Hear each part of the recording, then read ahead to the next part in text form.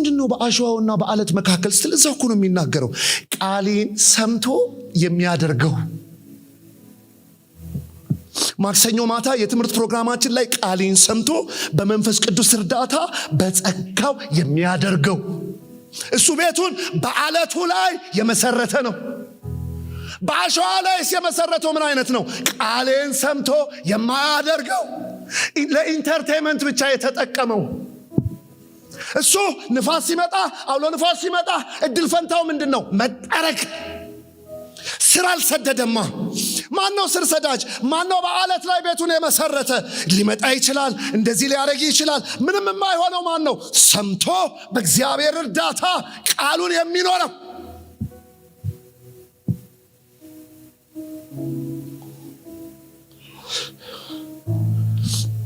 ያዕቆብ ላይ እንደዚህ የሚል ቃል ታስታውሳላችሁ። ልክ ፊቱን የተፈጥሮ ፊቱን በመስተዋት አይቶ እንደማያስተካክል ነዋል። ቃሌን ሰምቶ የማያደርገው ምን ማለት ነው?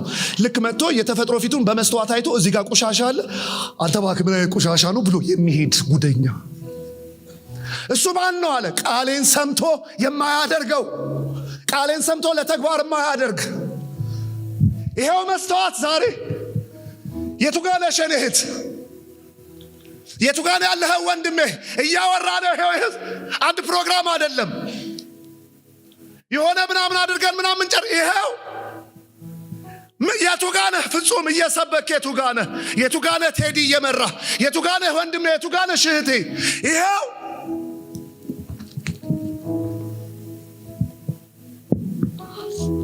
ዛሬ ጠንከር ብዬ ነው የምናገረው።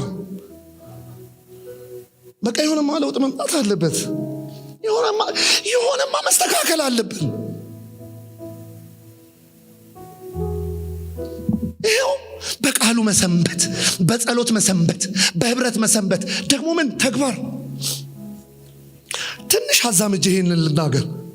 የኤማሁስ ሰዎች ጌታ ኢየሱስ ጠውልገዋል። ምላሳቸው ብቻ ነው የሚሰራው እና በጣም ኢየሱስን አሙለት።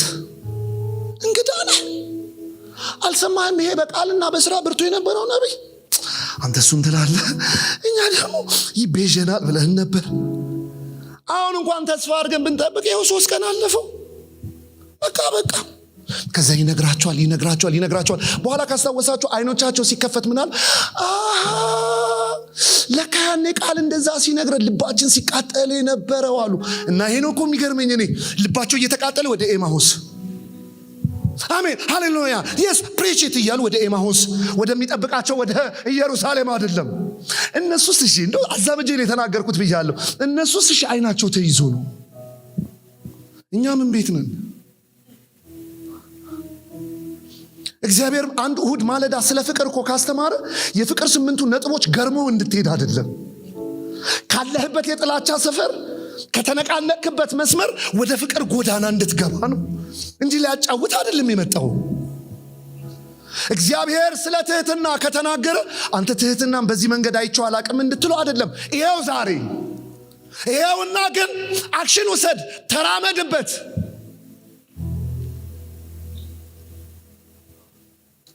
ቤኪ ያሰማኝ ትንሽ ጨረስኩኝ መልእክቴን ፓስተርዬ። ዛሬ እግዚአብሔር ነፍሴን የሰበካትን ነው ማወራው።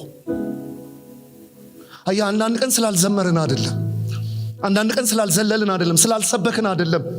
አንዳንድ ሁኔታዎች መጥተው የሚነቀንቁን የሰው ኃይሉ እንደ ሰውነቱ መጠን ነው፣ እንደ ተገነባው መጠን ነው፣ እንደ እድገትህ መጠን ነው። ለሱ ደግሞ ምን ያስፈልጋል? ከእግዚአብሔር ጋር መቆየት፣ እሱን መረዳት፣ ማወቅ፣ ኤክስፒሪየንስ ማድረግ። ግን እንዴት እንቆይ? በቅዱስ ቃሉ። እንዴት እንቆይ? በጸሎት። እንዴት? በህብረት። ደግሞስ ተግባር። መዝጊያዬን ተናግሬ ላብቃ። አትናፍቁ? ሰዎች ዝም ብለው ቢያሸቱን፣ ዝም ብለው ቢጠረጥሩ አማኝ ነህ እንዴ ቢሉን በፊት አባቶች እንደሚሏቸው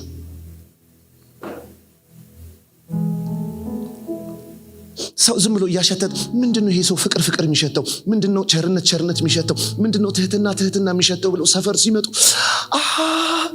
ኢየሱስ ስላለው ነው ቢሉ፣ በተሰራ ህይወት ባደገ ማንነት ሰፈር መጥተው ቢያማክሩ፣ ቤትን አንኳክተው መስሪያ ቤት አንድ ጉዳይ ስለ አንተ ማውራህ ነገር አንተን ማውራህ ነገር አለ ብለው ምንድነው ስትል እንጂ አንተን ሳይ በቃ የሆነ ሰላም ይሰማኛል ለማንም ያልነገርኩትን ሚስጥሬን ብለው መፍትሄኛ ሰፈር ቢፈልግ አይበቃም መላገጫ መሆን።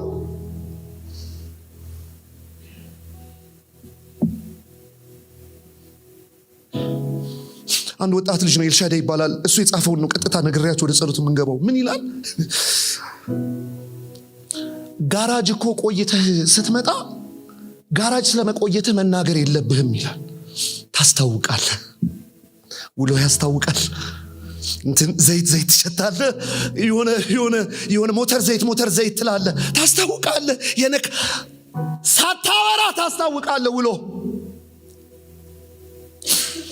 ወደ ጓዳ እህል ማብሰያ አካባቢ እህል አበሳስለሽ የሆነ ሽታ ይዘሽ መጥተሽ ሰው ሰላም ስትይ ምግብ እኮ እያበሰልኩ ብለሽ መማል አይጠበቅብሽም።